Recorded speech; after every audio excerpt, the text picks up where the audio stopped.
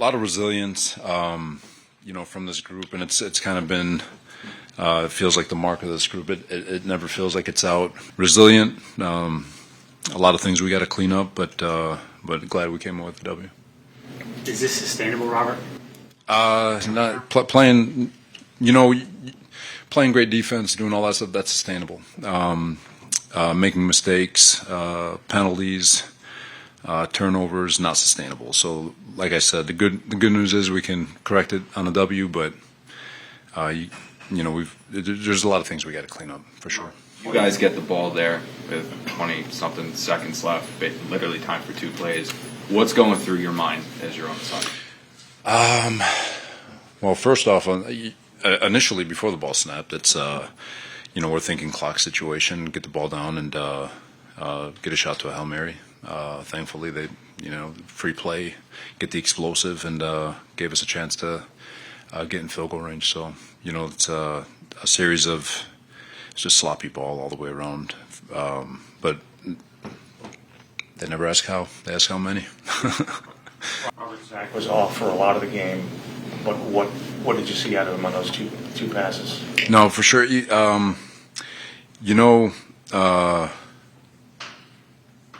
The kid's got a lot of resilience. I mean, he's going to stay in it. He's got a lot of confidence in himself. There's things he knows that he's got to clean up. Obviously, protection was an issue. Losing all those guys, losing those 2 offensive linemen, getting down to basically our third center, which cost us a turnover. But the guys kept fighting. There were some opportunities, a lot of opportunities to be had. But again, knew going into this game, you guys know what I've said about Wings defense. They do an awesome job, and so they didn't make it easy. But there's things, like I said, we've got to clean up. He is confident. He is showing it, and he is doing a lot of good things. But as a team, there's things that we've got to clean up. We've got to clean up third down somehow, some way. We've got to figure out third down, and part of it is being great on first and second down to create manageable situations. But I like the direction Zach's going. It's is it perfect? No. Will it ever be perfect? Nobody's perfect. No quarterback in the league is perfect. But he's got so much resilience and fight that he doesn't lose confidence as the game goes on. He gains confidence, and eventually it's got to click, and it's gonna click for the offense, and it's we just got to keep continuing to grow. If I could just ask a follow on that, because there's some passes that he throws that you're like, okay, well that's who we think he can be, kind of thing, right? And, 100%. He does a lot of great things, and but like I said, it's a team game. We got to run the ball better. We got to block better. We got to separate better. He's got to be better in timing too. So it's all of it. We got to be better as coaches in play calling. It's just all of us together. And like I said, this group is trying to continue to figure itself out. Robert, I don't think you converted a third down until about 2 minutes left in the game. What are you seeing on third down right now? How much time you got? No, it's not good. Not even going to sugarcoat it. Lack of execution. Somewhere along the from a player standpoint, can we be better as play callers? Obviously, there's always going to be things that we can be better at. But it's a universal thing. It's not one thing. It's not the quarterback. It's not the O-line. It's not the receivers. It's not tight ends or running backs or play call. It's everybody taking turns at not being very good at football on third down, and we just got to figure it out. Credit, first to Keith, our O-line coach, just staying composed. There was a lot of panic on the sideline and a big shut the F up from his voice. We got it. We'll be fine. And credit to Xavier Newman who stepped up big time to go from going to guard as a practice squad call up and then to play center. A lot of shifting along the offensive line and to overcome the first play. He just fumbles the snap. QB exchange.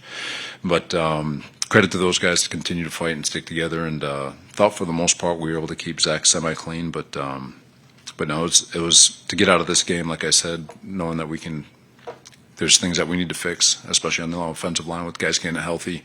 Overall, it felt like it was obviously best case scenario. What did you think about some of the personal foul calls during the game? Obviously, It's unacceptable because when you leave it in the ref's hands, whether you agree with it or not, it is what it is. You can argue the Quincy one wasn't, but the JJ one on third down, Jermaine Johnson, unacceptable. I get it. Our guys play hard, they play fast, they play violent, and I love it. But we just got to understand. We usually know where to draw the line. Today, it just wasn't clean enough. What do you think of your defense? Thought our defense was awesome. Stood up time and time again. I don't have the stats in front of me. The drive coming out of the locker room was disappointing, obviously, but those were self-inflicted. I felt like.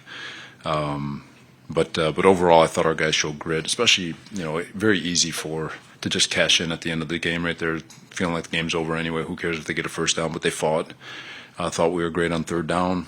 For the most part, I thought we did a nice job there. I mean, obviously, they weren't going to let the quarterback screw it up, and so they kept running the ball, and I thought we did a good job there. After the second completion to Garrett Wilson right before the field goal, were you confident that play was that he'd be able to spike it in time, or just kind of The second play. yeah, right? So after when you consider, which is fascinating to me because we couldn't do 4 yards against Denver, right? But no, there was credit to those guys. They understood the urgency. They've, and it's one thing about them is when you correct it, they will get it right. And just the urgency to get it spiked with 1 second left was freaking awesome. I know you guys downplayed it all week, but could you tell that this victory meant a little bit more to Woody or for Woody? Heck yeah, it always does for the owner to have bragging rights. To be the king of New York, for sure.